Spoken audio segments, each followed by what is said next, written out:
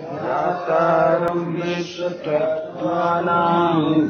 वन्दे तद्गुणलब्धये वन्दे तद्गुणलब्धये।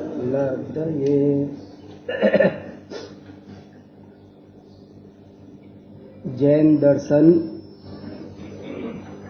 वैसे भी परीक्षा प्रधानी है और ये व्यक्तिवादी नहीं वस्तुवादी है। व्यक्ति कोई भी हो जो वस्तु स्वरूप के अनुकूल बात कहता है उसको ये स्वीकार करता है, और कोई भी हो पर वस्तु स्वरूप के विरुद्ध बात कहता है तो उसे नकार करता है।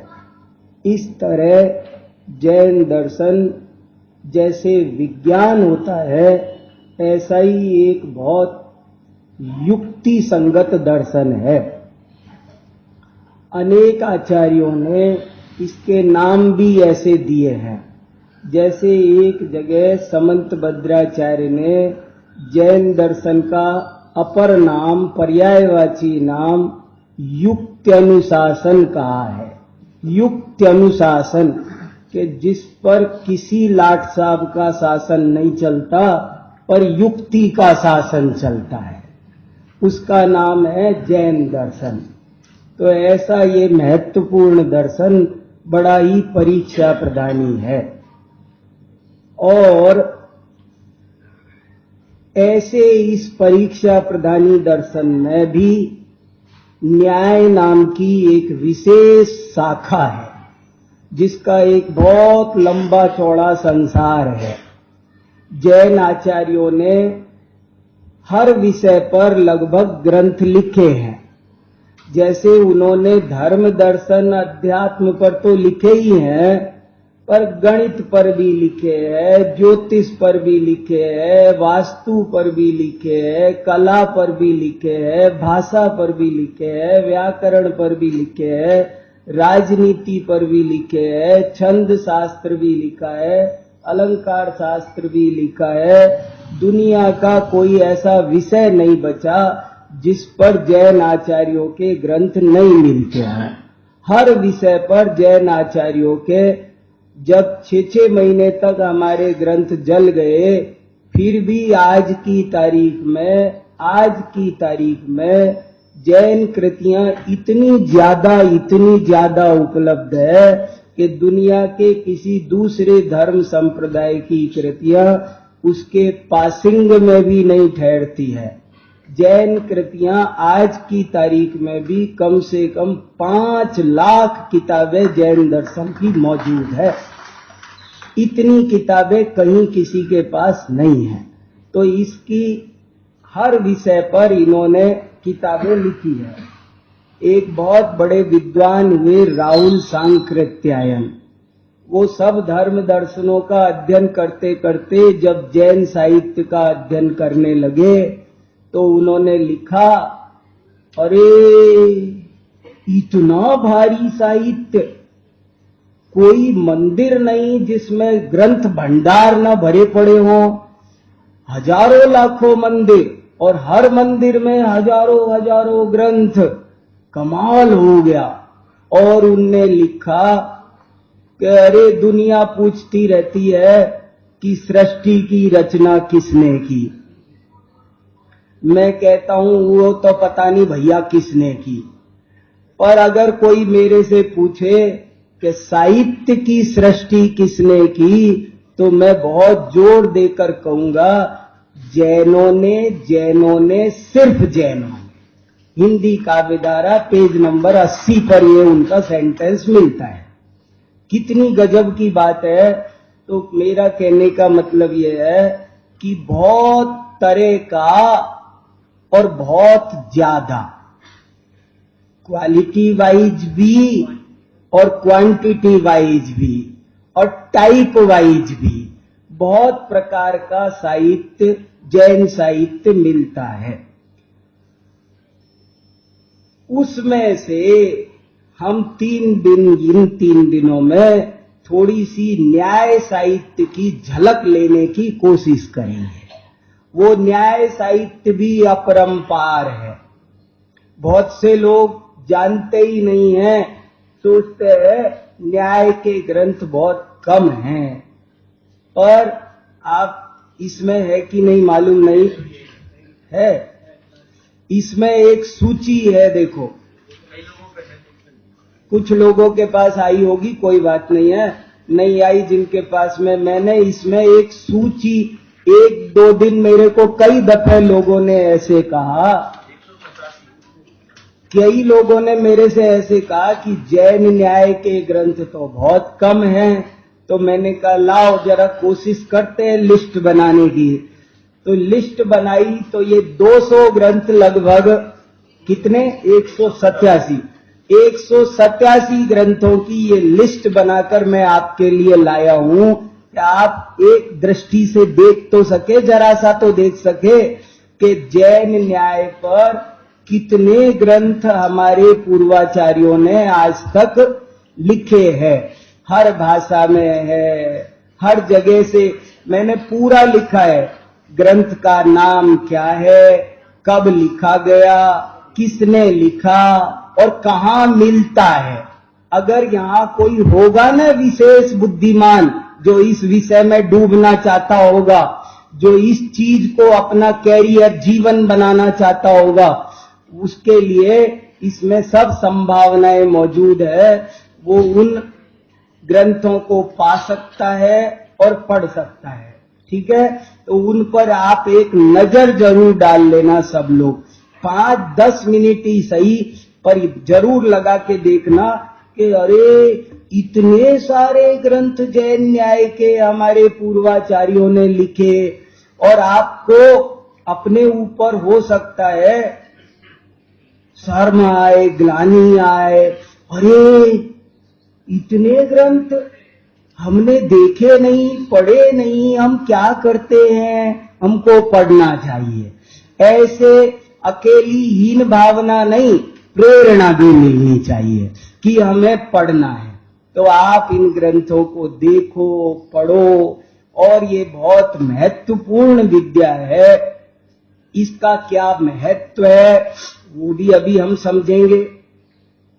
और इस तरह से इस जैन न्याय में 3 दिन तक थोड़ी डुबकियां लगाने की कोशिश करेंगे। 3 दिन बहुत कम होते हैं जैन न्याय की विशाल विद्या को पढ़ने के लिए।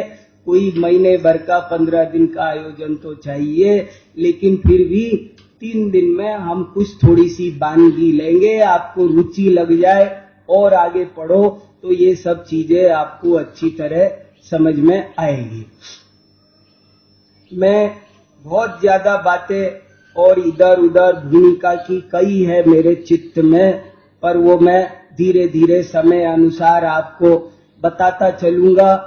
ये न्याय क्या है और कैसा है, इसके लिए जो ग्रंथ बहुत ज्यादा प्रसिद्ध है इन 200 में से, वो 3-4 ग्रंथों के नाम आपको जरूर याद रखने हैं।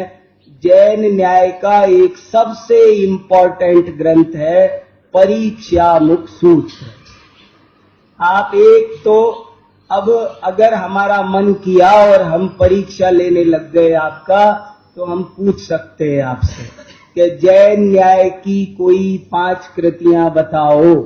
तो आपको कम से कम जब 200 हमने बता दी तो 5 के नाम तो आपको बताने पड़ेंगे। जैसे एक परीक्षामुख सूत्र है जिसको माणिक्य नंदी आचार्य ने आज से लगभग 1000 वर्ष पहले, 1100 साल पहले लिखा है।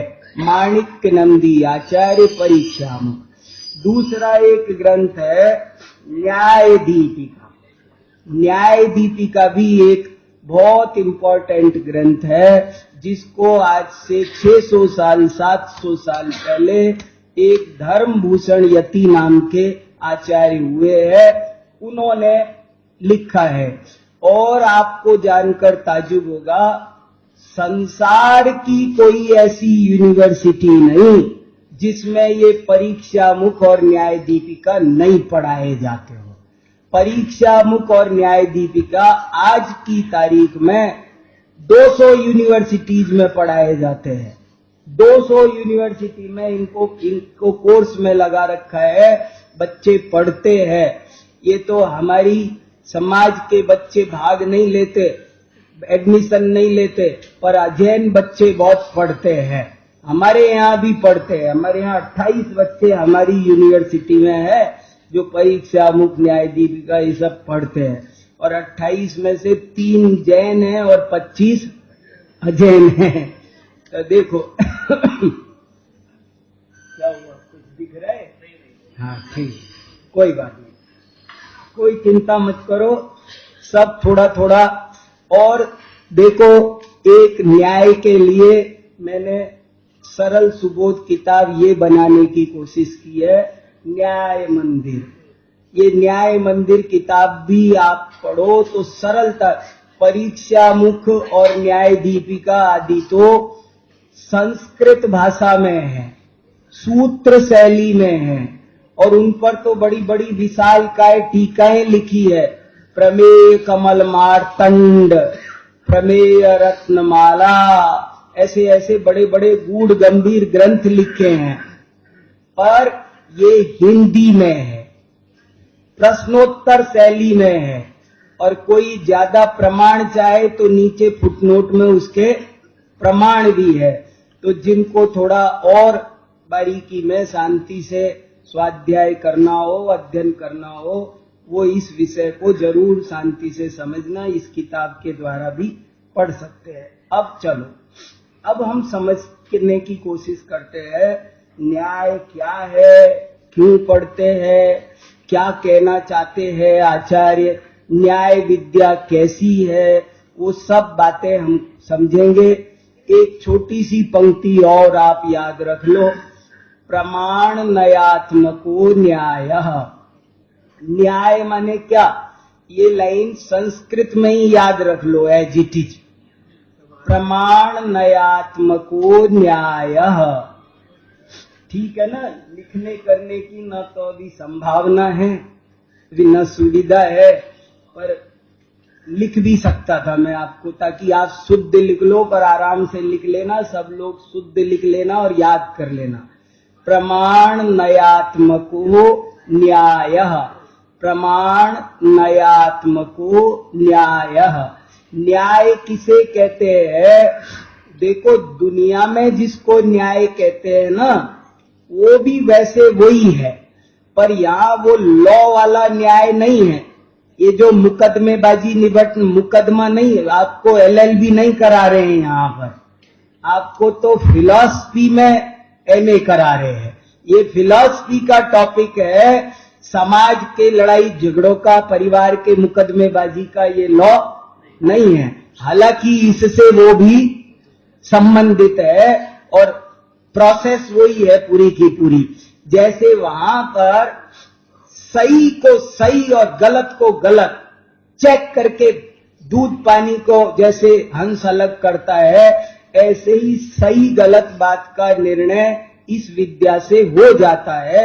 इसलिए बात तो एक ही है, लेकिन ये सामाजिक राजनीतिक विषय नहीं, ये दार्शनिक विषय है, क्योंकि हमको तो मोक्ष मार्ग में बढ़ने के लिए दुनिया में जो बातें सुनने में आ रही है वो सब क्या सही है क्या गलत है ये चेक करना हमें आ जाए, इसके लिए ये न्याय विद्या है।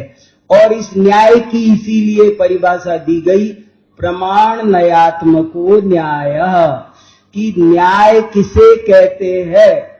प्रमाण नयात्मक को न्याय कहते हैं। यानी न्याय के 2 अंग हैं, एक प्रमाण और एक नय।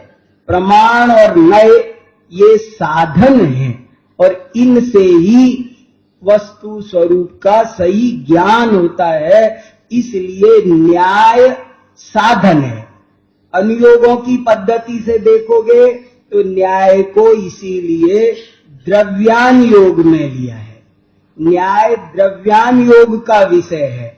द्रव्य को समझने के लिए, तत्व को समझने के लिए, वस्तु के स्वरूप को समझने के लिए ये साधन है। बहुत सीधी सच्ची पॉलिसी है कि जब तक हम चीज को सही सही नहीं जानेंगे तब तक हम सुखी नहीं होंगे। गलत जानते रहेंगे, गलत मानते रहेंगे तो हमारा आचरण भी गलत ही रहेगा और उससे हम दुखी ही बने रहेंगे।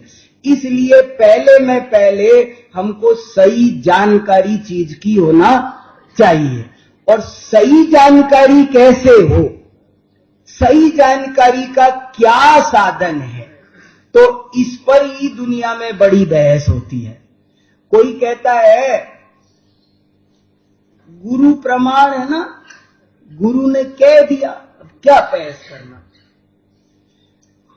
कोई कहता है कि वेद प्रमाण है, शास्त्र प्रमाण है, उसमें किताब में लिखा है ना बस। कोई कहता है किताब प्रमाण है, कोई कहता है कि गुरु आदि कोई व्यक्ति प्रमाण है, कोई कहता है कि अपनी इंद्रियां प्रमाण है ना, आंखों से देखो और मानो। लेकिन जैन आचार्यों ने कहा कि ना तो किसी व्यक्ति पर भरोसा किया जा सकता है 100%, ना किसी किताब पर। किताबें तो बहुत है, इस किताब की बात सही और इसकी गलत। क्यों? इसलिए किताब को भी हम न्याय संगत प्रमाण नहीं मान सकते, अलग अलग ग्रंथ है। इसलिए ना व्यक्ति प्रमाण बनेगा, ना ग्रंथ प्रमाण बनेगा, ना इंद्रियां बनेगी। इंद्रियों का क्या भरोसा। आप चना कहो, मैं धना सुन लेता हूं। पीलिया हो रहा हो तो सफेद दीवार भी पीली दिख जाती है, बुखार हो रहा हो तो मीठा दूध भी कड़वा लग जाता है। क्या किया जाए? इसलिए इंद्रियां भी प्रमाण नहीं मानी जा सकती। तो क्या प्रमाण माना जाए? प्रमाण माने सम्यक ज्ञान। और एक बात सुनो आप, 4 शब्द आएंगे यहां बहुत खास। प्रमाण, प्रमाता, प्रमिति, प्रमेय और प्रमाण फल। 5 शब्द आएंगे, बहुत ध्यान रखना एकदम। फिर सुनो, प्रमाण, प्रमाता, प्रमेय, प्रमिति और प्रमाण फल। ये 4-5 शब्द है। और ये 5 शब्द कोई अजब गजब नहीं है, अलग नहीं है, वही है। प्रमाण माने ज्ञान, प्रमाता माने ज्ञाता, प्रमेय माने ज्ञेय, प्रमिति माने ज्ञप्ति और प्रमाण फल माने ज्ञान। समझ में आया आपको? अब हम प्रमाता बोले, दोबारा बोलूंगा, जब हम प्रमाता बोले तो आप क्या समझेंगे? ज्ञाता। परेशान नहीं होना, यहां पर ज्ञाता नहीं बोलेंगे हम। कोई कहे कि आप बोलो ना वही शब्द जो फेमस है, हमको क्यों नए शब्द याद करा रहे हो, कंफ्यूज कर रहे हो। आप प्रमाण, प्रमाता, प्रमेय मत बोलो, आप तो ज्ञान, ज्ञाता, ज्ञेय बोलो। तो उसका उत्तर सुनो बहुत सावधानी से कि नहीं, हम नहीं बोलेंगे। क्यों? इसलिए नहीं बोलेंगे कि ज्ञान तो दोनों तरह का होता है, सही भी और गलत भी। ज्ञाता तो दोनों तरह का होता है, सही भी और गलत भी। ज्ञप्ति तो दोनों तरह की होती है, सही भी और गलत भी। लेकिन प्रमाण माने 100% करेक्ट, सही ज्ञान का नाम ही प्रमाण है। अगर मैंने कहा ये ज्ञाता है, ये माइक के ज्ञाता हैं, ये इसके, ये घड़ी के ये ज्ञाता है, तो ये घड़ी के ज्ञाता सही भी हो सकते हैं और गलत भी हो सकते हैं। हो सकता है ये घड़ी की बजाय किसी और चीज को घड़ी समझ रहे हो, लेकिन मैं बोलूं कि ये घड़ी के प्रमाता है, मतलब 100% सही बात। आपको समझ में आई बात? यहां प्रमाण माने मुझे घड़ी का ज्ञान हो रहा है, तो ज्ञान तो सही भी हो सकता है, गलत भी हो सकता है। अभी चेक करना पड़ेगा कि सही हो रहा है कि गलत हो रहा है। और अगर सही हो रहा है तो हम उसको सम्यक ज्ञान कहेंगे, और गलत हो रहा है तो उसको मिथ्या ज्ञान कहेंगे। इसलिए यहां पर उन्होंने कहा कि अब हमको ये बार बार इतना लंबा सम्यक ज्ञान सही है गलत है, हम तो प्रमाण माने सही ज्ञान, प्रमाता माने जिसने सही ही जाना है उसको प्रमाता कहते हैं। प्रमिति माने सही जानने की क्रिया, गलत जानने की क्रिया को प्रमिति नहीं कहेंगे। प्रमाण, प्रमाता, प्रमेय, प्रमेय माने जो जिसने वस्तु स्वरूप को ठीक विषय बनाया है वही प्रमेय है। और प्रमाण का फल माने भी सम्यक ज्ञान का फल, सही फल। तो इस तरह से ये 5 शब्द यहां हम बार बार पढ़ेंगे। प्रमाण, प्रमाता, प्रमेय, प्रमिति और प्रमाण का फल। और ये भी मैं पूछ सकता हूं, अंतर बताओ, क्यों नहीं बोला ज्ञान ज्ञाता ज्ञप्ति ज्ञेय? इसलिए कि ज्ञान तो दोनों तरह का है, ज्ञाता तो दोनों तरह का है, ज्ञेय तो दोनों तरह का है। हाँ बोलो भाई जी।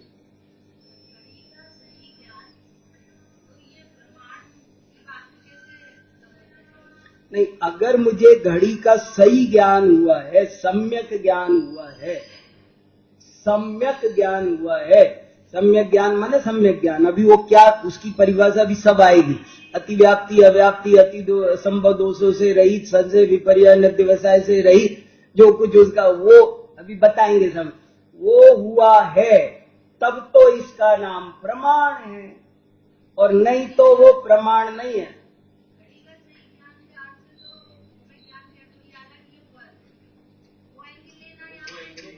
सब कुछ लेना नहीं, ये भी लेना कि अगर जैसे मान लो ये तो जाना कि घड़ी है, लेकिन साथ में ये भी जाना कि ये अच्छी है, मेरी है, इसमें स्व बुद्धि हित बुद्धि भी कर ली, तो वो तो मिथ्या ज्ञान की कोटि में गया, प्रमाण की कोटि में वो बचने वाला नहीं है। इसलिए सम्यक ज्ञान की ही अभी डिटेल परिभाषा है आगे।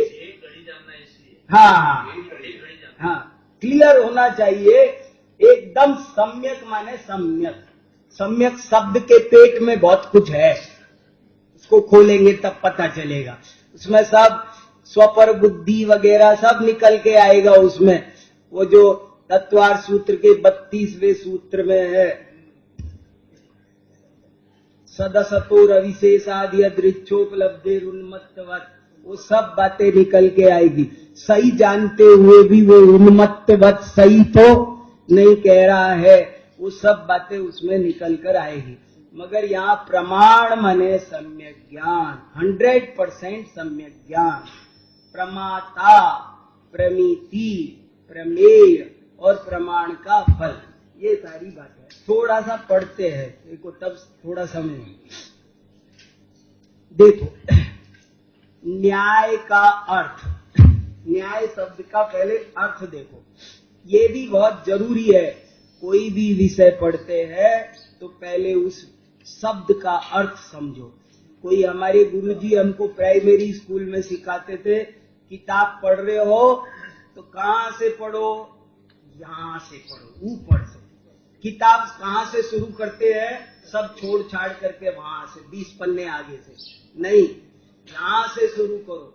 पहले किताब का, ये किताब न्याय मंदिर, तो पहले तो इस शब्द का क्या मतलब है ये समझो। कोई भी किताब बच्चे पढ़ते ना, बहुत बार बहुत बच्चों को पूछ लेता हूँ, कोई किताब पढ़ रहे होते हैं कोर्स में, और मैं उनसे पूछता हूँ, देखे बेटा इस किताब के नाम का मतलब बताना, अपने नाम का मतलब बताना, तो वो यहीं फेल हो जाते हैं। नहीं, ये तो हमको किसी ने बताया नहीं, इसकी कोई जरूरत नहीं, ये कोर्स में नहीं आता। नहीं, यहां से शुरू करो। तो न्याय शब्द का अर्थ क्या वो देखो आप। न्याय शब्द की संस्कृत में व्युत्पत्ति है, व्याकरण में जो शब्दों का ऑपरेशन करके शब्द का मुख्य अर्थ निकालते हैं, भारतीय भाषाओं में और पाश्चात्य भाषाओं में ये मुख्य अंतर है।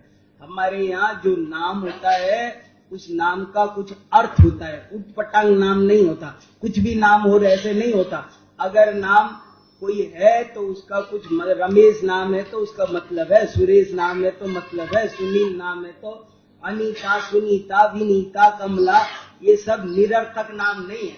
इन सब नामों का कोई न कोई अर्थ है और बहुत महत्वपूर्ण है। वो भी दौलत राम जी ने लिखा कि मुझे मेरे नाम से ही धर्म में लगने की प्रेरणा मिली। ऐसा होता है कई बार। देखो तो न्याय शब्द का क्या अर्थ है? नीयते ज्ञायते वस्तु तत्वम येन स न्यायः, जिसके द्वारा वस्तु स्वरूप को भली भांति। अब ये असल में क्या है? गुड़ कैसा, कैसे बताएं? मीठा, कैसा मीठा? मीठा मीठा भी 1000 तरह का होता है। तो अभी आज ये समझाना चाह रहे सही ज्ञान। अब सही माने क्या, वो समझाने में हमें पसीना छूट रहा है। सही माने क्या? अभी हो गई ना बहस, अर्चना जी ने उठाया ना मुद्दा कि भैया घड़ी माने, घड़ी जान ली तो हो गया काम। नहीं, अभी उसमें बहुत बहस होनी है। इसलिए हम शब्द भली भांति, सही, एकदम सही, संशय विपर्य अन्यव्यवसाय रहित, ऐसे 1000 बार बोलेंगे उसको। मगर सही माने सही, एकदम सही होना चाहिए। और ये संस्कृत में एक नी धातु है, उससे ये शब्द बनता है। ये वही नी धातु है जिससे अनीता, विनीता, सुनीता बनती है ना। ये सब परिणीता। नी माने ले जाना, नी माने ले जाना, सन्मार्ग पर ले जाना। और जो चीज ले जाने अर्थक होती है वो ज्ञानार्थक भी होती है। सर्वे गत्यर्थका ज्ञानार्थका भी भवन्ति। वो बिल्कुल ज्ञान में चीज को ले जाना, वो भी नए धातु है। तो जिससे हमें वस्तु स्वरूप का सही सही ज्ञान हो, उसका नाम है न्याय। अब जरा देखो अगला हेडिंग, न्याय के पर्यायवाची अन्वीक्षा, युक्ति, परीक्षा, समीक्षा आदि अनेक शब्द न्याय के पर्यायवाची है। तो हम न्याय शास्त्र पढ़ रहे, मतलब हम परीक्षा शास्त्र पढ़ रहे हैं। देखो न्याय का महत्व, वस्तु स्वरूप को अंधश्रद्धा या श्रद्धा मात्र से समीचीनतया नहीं जाना जा सकता है, अपितु न्याय, युक्ति या परीक्षा द्वारा ही जाना जा सकता है। इस अर्थ में न्याय भी एक विज्ञान है अथवा वैज्ञानिक दृष्टि है, जो सर्वथा आग्रह रहित होकर सीधे वस्तु के स्वरूप का समीचीन ज्ञान कराती है। देखो अब बात समझना जरा सा। हमारे दुख दूर तो तब होंगे जब हम वस्तु स्वरूप को जानकर तदनुसार आचरण करेंगे। जैसा वस्तु का स्वरूप है वैसा ही जाना जाए, वैसा ही माना जाए और वैसा ही आचरण किया जाए, तो ही दुख दूर होकर सुखी हो सकते हैं। ये बात 100% सही है। लेकिन वो वस्तु स्वरूप कैसे जाना जाए? ये एक तरह से साधन का साधन है, मार्ग का मार्ग है। ये जो न्याय विद्या है वो क्या है? हमें तो वस्तु स्वरूप जानना है, लेकिन वस्तु स्वरूप जानने के लिए भी तो कुछ चाहिए, उसका भी तो साधन चाहिए। ये मार्ग का मार्ग है। मुझे ग्वालियर आना है, लेकिन ग्वालियर आने के लिए भी तो पहले तैयारी करनी पड़ेगी। मेरा काम तो, मेरी क्लास तो यहां चलेगी, यहां आए बिना नहीं चलेगी, लेकिन यहां आने के लिए भी तो मुझे कुछ करना पड़ेगा। टिकट बनवाऊंगा जो कुछ, और बैग लगाऊंगा, चलूंगा, स्टेशन पहुंचूंगा, गाड़ी में बैठूंगा। ये सब भी न्याय की क्लास में आता है कि नहीं आता है? समझ में आया ना? मैंने न्याय की क्लास कब शुरू कर दी?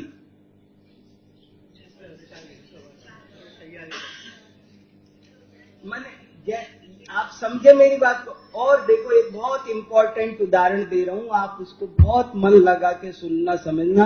देखो, ये बहुत महत्वपूर्ण विषय है। और आप लोग ऐसा समझो, अब आप सब यूनिवर्सिटी के स्टूडेंट हो, साधारण प्रवचन के श्रोता नहीं। अब ये सामान्य बात नहीं है। ये तो मैं तो क्लास चलाता हूं ना, तो मैं बहुत अनुशासन से, बहुत उसमें सब रजिस्ट्रेशन करो, ये करो, कौन नाम है, सब सेक्शन में नहीं। 50 से 51 को बैठने नहीं दूंगा कि भैया यहाँ बैठो। मैं सबकी तैयारी कराएंगे, पूछेंगे। वो जैसे स्कूल के रूल्स होते हैं ना, उस ढंग से चलती है क्लास, क्योंकि उनको तैयार कराना है ना, बाद में आउटपुट आना चाहिए ना, हमारा भी आना चाहिए, आपका भी आना चाहिए। तो ये चीज को बहुत गहराई से समझो। एक बहुत इंपॉर्टेंट उदाहरण देता हूं, देखो ध्यान से।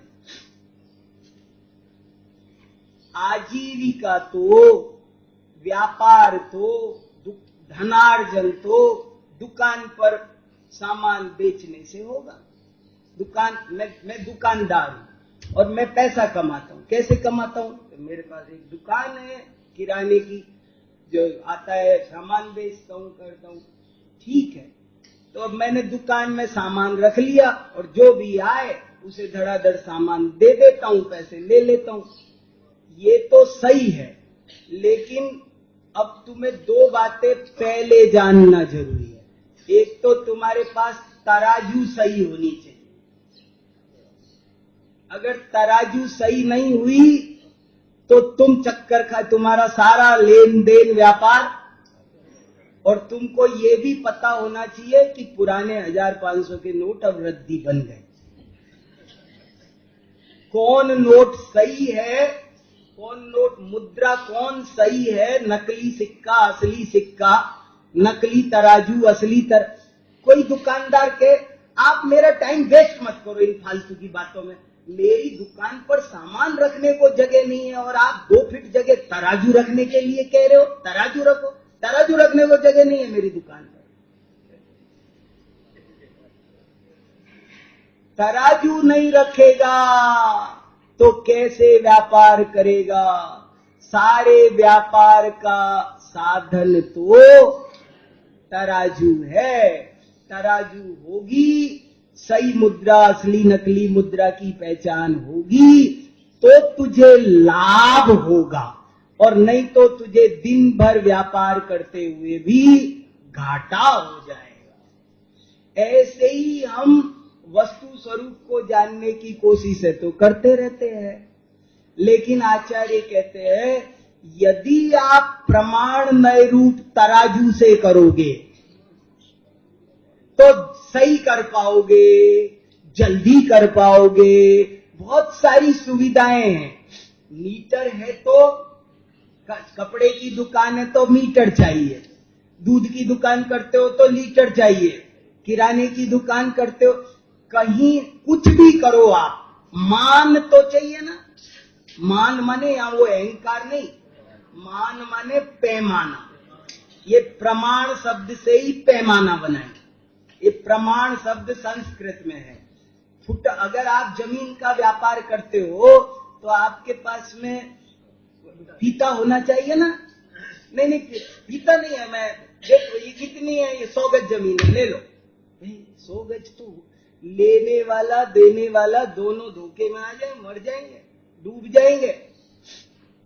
इसलिए पैमाना पहले चाहिए, दुकान बाद में, तराजू पहले रख। सामान दाल चावल बाद में आएंगे, पहले तराजू आएगी, कपड़ा बाद में आएगा दुकान पे, मीटर पहले होगी, पहले मीटर की पूजा होगी, उद्घाटन होगा दुकान का। समझ में आई कि नहीं बात? ये न्याय भी ऐसा ही एक महत्वपूर्ण साधन है जो हमें वस्तु स्वरूप के ज्ञान करने के लिए एक बहुत ही प्रामाणिक एक पैमाना साधन है।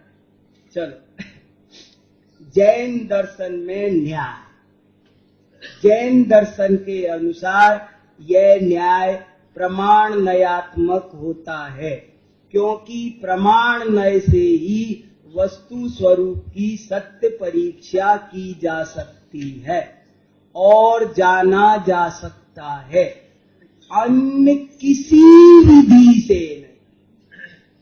अब इस लाइन पे भी सोचना है और इस पर तो बहस होनी चाहिए, अन्य किसी विधि से नहीं। और कोई संसार भर में कोई तरीका नहीं है, एक ही तरीका है वस्तु के स्वरूप को जानने का, एकमात्र तरीका है। अनंत धर्मात्मक जटिल वस्तु है, वचन अगोचर है, वस्तु के स्वरूप को ठीक ठीक जानना पहचानना हंसी खेल मजाक आसान काम नहीं। एक छोटी सी चीज को भी, मैंने कहा ना, गुड़ कैसा मीठा, मीठा कैसा, सेव फल भी मीठा होता है, रोटी भी मीठी होती है, सब्जी भी मीठी होती है, मिश्री भी मीठी है, सेव फल भी मीठा है, चीकू भी मीठा है, कैसा मीठा। वस्तु में ये बुक कैसी है कि हरी, हरी माने क्या, कैसी हरी, नींबू पीला, कैसा पीला, गोल, कैसा गोल, सेव फल जैसा गोल है, बॉल जैसा गोल है, कैसा गोल। माने वो अनंत अनंत अनंत अनंत अनंत अनंत उसमें गुण धर्म बसते हैं, रहते हैं। सम्मेद शिखर कहाँ, पूर्व में कि पश्चिम में, उत्तर में कि दक्षिण में, कितने किलोमीटर, सम्मेद शिखर कितने किलोमीटर, तू कहां बैठा है ये बता। सम्मेद अपन मोटे मोटे बोल देते हैं, सम्मेद शिखर यहां से 1400 किलोमीटर, 1400 किलोमीटर, लेकिन इसके लिए 1401 फीट, इसको 1402 फीट, इनके लिए 1400 किलोमीटर 3 फीट है कि नहीं है। नापोगे तो दूरी निकलेगी कि नहीं निकलेगी। तो सही जानना, एक्यूरेट, बिल्कुल एक्यूरेट टेम्परेचर लेना है, एक्यूरेट टाइम चाहिए आपको, तो कितनी कला चाहिए। इसलिए उसको उसमें उस ज्ञान में 100% एक्यूरेसी लाने के लिए एक ही तरीका है, प्रमाण ने, और इसके अलावा कोई विधि पूरे ब्रह्मांड में, पूरे विश्व में कोई विधि नहीं है। अब सोचना आपके कोई और है क्या, कर सकते हैं काम तो कर लेना, कोई इलाज है क्या। ये एक गहरी बात है। देखो, यही कारण है कि जैन न्याय के प्रतिपादक ग्रंथों में प्रमाण और नय का ही विस्तृत एवं विशद विवेचन उपलब्ध होता है। प्रमाण नय स्वरूप में निष्णात व्यक्ति निसंदेह एक कुशल परीक्षक या नैयायिक बन जाता है। ये न्याय वाला व्यक्ति जो बोलेगा उसका कथन नपातुला होगा, उसका चिंतन सही होगा, साधार होगा। नामूलम लिख्यते किंचित, नामूलम उच्यते किंचित। निर्मूल कोई बात वो न कहेगा, न लिखेगा, न बोलेगा, उसकी बात साधार होगी, सब प्रमाण होगी, ऊट पटांग नहीं चल सकता कोई काम। ये एक बहुत बड़ी बात है। जैन न्याय के प्राथमिक ग्रंथ, जैन न्याय के प्रतिपादक ग्रंथों की संख्या शताधिक है।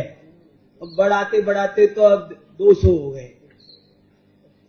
पर प्राथमिक जिज्ञासुओं को निम्नलिखित 4 ग्रंथों का विशेष रूप से अध्ययन करना चाहिए।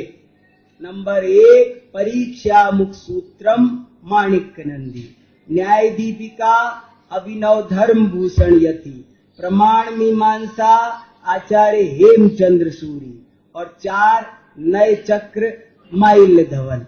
ये देखो, ये 3 ग्रंथ ऊपर के हैं, उनमें प्रमाण का विशेष वर्णन है, और ये जो चौथा ग्रंथ है उसमें नए का विशेष वर्णन है, इसलिए ये 4 लिखे। और एक बात है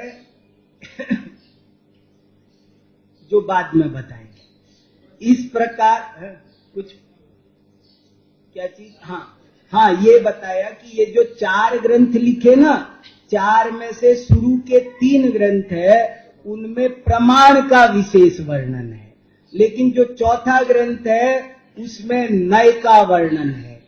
हालांकि एक बात इसमें समझना है, दोनों में ही दोनों है। ऐसा बिल्कुल नहीं है कि परीक्षा मुख में नय का वर्णन नहीं है, उसमें भी नय का वर्णन है। न्याय दीपिका में भी अंत में थोड़ा सा 3 पेज में 2 पेज में नयों का वर्णन है, लेकिन वो बहुत जरा सा पड़ता है। किताब तो लिखी आपने 200 पेज में, 200 पेज में तो वर्णन किया प्रमाण का, और फिर का अब टाइम हो गया इसलिए 2-3 मिनट में नए का के। पर ये जो नए चक्र है, नए चक्र वालों ने क्या किया कि उनने प्रमाण का शुरू करके कहा, प्रमाण का वर्णन करने वाले बहुत ग्रंथ है, नए का रह गया, तो मैं प्रमाण का छोड़ के पहले नए पे आ जाता हूं, और उन्होंने नए का वर्णन कर लिया। इसलिए ये ग्रंथ पढ़ने से प्रमाण और नए दोनों चीजों का ज्ञान हो जाएगा। प्रमाण का लक्षण, अब देखो, अब एक एक चीज आगे आएगी, सीखने लायक है, याद करने लायक है।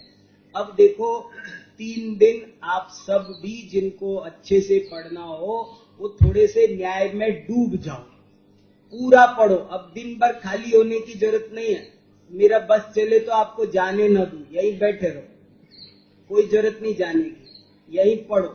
आप भी पढ़ते रहो, मैं भी पढ़ता रहूं, यहीं बैठे हैं, पढ़ते जाओ, पूछते जाओ, क्या जाना, कहाँ जाना, क्यों जाना, मुझे तो समझ में ही नहीं आता। क्या करना, कहाँ जाएंगे, क्यों जाएंगे, क्या करेंगे, घर जाके क्या करोगे? 3 दिन कुछ नहीं, यहीं बैठे रहो, पढ़ो, शांति से पढ़ो। और आप सोच रहे मैं मजाक कर रहा हूं, मैंने ऐसी बहुत क्लास लगाई है। अभी मैं अहमदाबाद गया था, और अहमदाबाद में मैंने तत्वार्थ सूत्र के 2 अध्याय पढ़ाए थे। और आपको बताऊं, सुबह 9 बजे मैं क्लास शुरू करता था, और शाम को 5:30 बजे क्लास फिनिश करता था। सच बोल रहा हूं, आप पता कर लो, सारी रिकॉर्डिंग मौजूद है।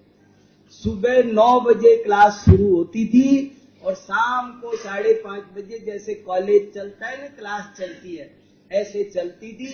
बीच में 1 घंटे का एक ब्रेक होता था, बाहर निकल लो, भोजन कर लो, और फिर पढ़ो, पूछो क्या लिखा मुझे दिखाओ, मैं चेक करता था, तुमने क्या लिखा मुझे बताओ, क्या सीखा, तुम बोलो क्या सीखा। पढ़ते रहते थे हम तो, शाम तक हिलते ही नहीं थे। जिसको जाना है बाथरूम, वो कहता था मे आई गो टू टॉयलेट, जा भाई, जा, क्या जाओ, जाना है, पर बैठे रहो, कोई कहीं जाने की जरूरत नहीं है। तो मैं कहना ये चाहता हूं, डूब जाओ। और ऐसी बहुत क्लास लगाई है, थोड़ी बहुत नहीं, बहुत सारी लगाई है, न्याय की भी लगाई है। ऐसे करके इस चीज में डूबने से काम चलेगा। प्रमाण का लक्षण, अब ये याद करो बिल्कुल एकदम।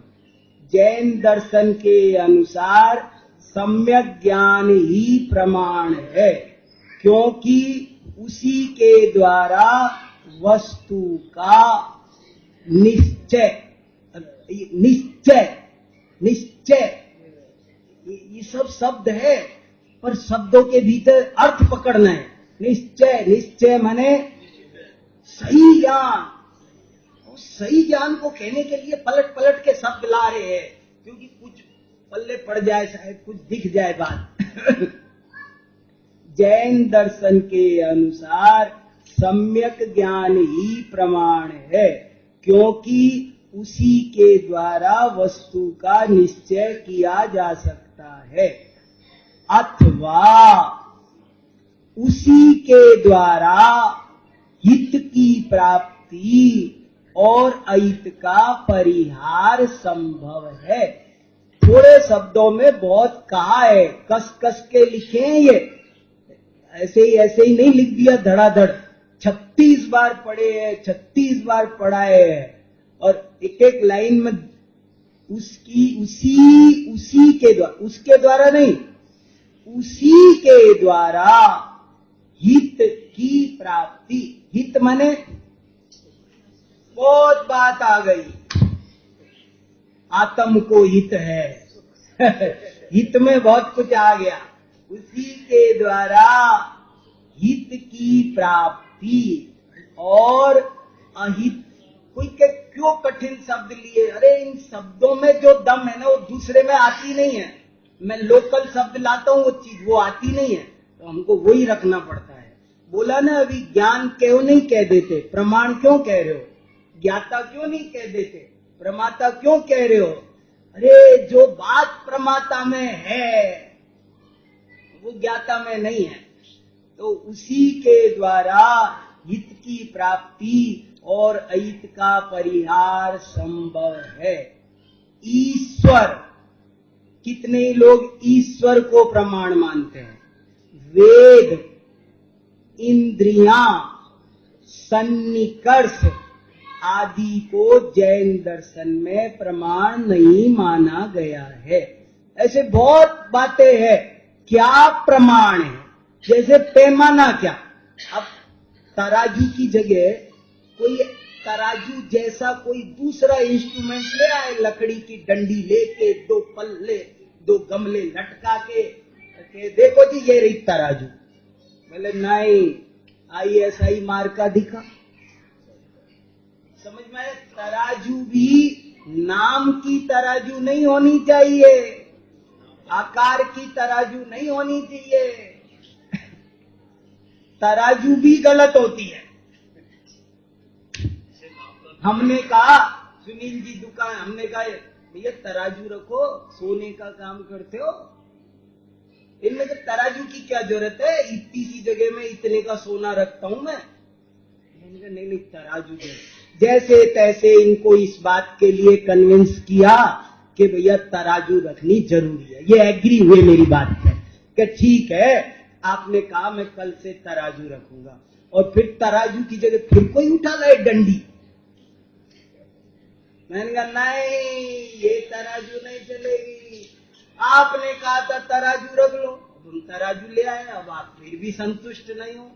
नहीं, तराजू भी ISI मार्का प्रमाणित तराजू होनी चाहिए। हमने कहा प्लाट खरीदना है, आपने कहा प्लाट, हमने कहा नोट लेके आओ, और आप ले आए गलत नोट, तो अब प्लाट मिल जाएगा? नहीं मिलेगा, वो सही होना चाहिए। इसलिए और कोई चीज नहीं चल सकती। ईश्वर तन्मे प्रमाणम शिवा। कोई दर्शन ईश्वर को प्रमाण मानता है, कोई गुरु को प्रमाण मानता है, कोई वेद को मानता है, कोई इंद्रियों को मानता है, और कोई सन्निकर्ष को मानता है। सन्निकर्ष क्या होता है वो बता के बात पूरी करता हूं। सन्निकर्ष क्या होता है? कोई तो इंद्रियों को प्रमाण मानता है, कोई कहता है इंद्रियार्थ संबंध सन्निकर्ष। वो कहते इंद्रियां प्रमाण नहीं है, इंद्रियों का अर्थ के साथ संबंध हो वो प्रमाण है, उसका नाम सन्निकर्ष है। सन्निकर्ष माने, अब याद रखना, पूछे जाए तो पूछना चाहिए, परीक्षाएं होनी चाहिए। सन्निकर्ष किसे कहते हैं? इंद्रियों का अर्थ के साथ संबंध होना सन्निकर्ष कहलाता है। अर्थ माने क्या? यहां अर्थ भी समझ लो आप। अर्थ शब्द के बहुत अर्थ होते हैं। एक तो अर्थशास्त्र होता है, अर्थ माने पैसा, वो अर्थ नहीं है यहाँ। और एक अर्थ माने प्रयोजन भी होता है। आप किस अर्थ आए हो, ज्ञानार्थ आइए, सेवार्थ जाइए, वो भी अर्थ होता है, पर्पज। यहाँ वो भी अर्थ नहीं है। यहाँ अर्थ का मतलब है पदार्थ। अर्थ माने पदार्थ, यहाँ अर्थ माने पदार्थ। तो इंद्रियों का अर्थ के साथ माने पदार्थ के साथ जो संबंध होता है, वो क्या कहते हैं कि जैसे ये रूखा है या चिकना, ये देखो मैं हाथ से जानता हूं, स्पर्शन इंद्री से, लेकिन जब तक ये हाथ दूर है तब तक नहीं जान पाऊंगा। जब टच करेगा, आपको मेरी आवाज सुनाई दे रही है, लेकिन कब? जब मेरे शब्द आपके कान के पर्दे को टच करे तब तो वो सन्निकर्ष है। जब तक टच नहीं करेंगे तब तक। रसगुल्ला कैसा है, आपने प्लेट से उठाया, जब तक टच नहीं हो तब तक पता नहीं चलेगा कि वो मीठा है। तो वो कहते इंद्रियां पदार्थ को छूनी चाहिए तब ज्ञान होगा। लेकिन जैन आचार्यों ने इसको भी प्रमाण नहीं माना। क्यों? कि छूने पर भी ज्ञान गलत होता है, छूने से भी नहीं होता है, छूने पर उल्टा हो जाता है। कितनी गड़बड़ है। भूतकाल की चीजें कैसे जानेंगे?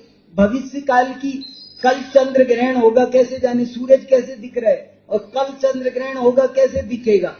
और ये घड़ी मुझे यहां तक है तब तक दिख रही है, और अगर आंख में घुसा दूं तो मैंने छूने का भी कोई उन्होंने बहुत चर्चा की है कि छूने से अगर ज्ञान मानोगे तो कोई उनसे कहा, नैयायिक लोग न्याय दर्शन वाले मानते हैं, उनसे कहा यदि तुम सन्निकर्ष को प्रमाण मानोगे तो तुम्हारा ईश्वर सर्वज्ञ सिद्ध नहीं होगा, क्योंकि तीन लोग तीन काल की वस्तुओं का कभी सन्निकर्ष नहीं हो सकता। इसलिए ये चीजें प्रमाण नहीं है। बाकी चर्चा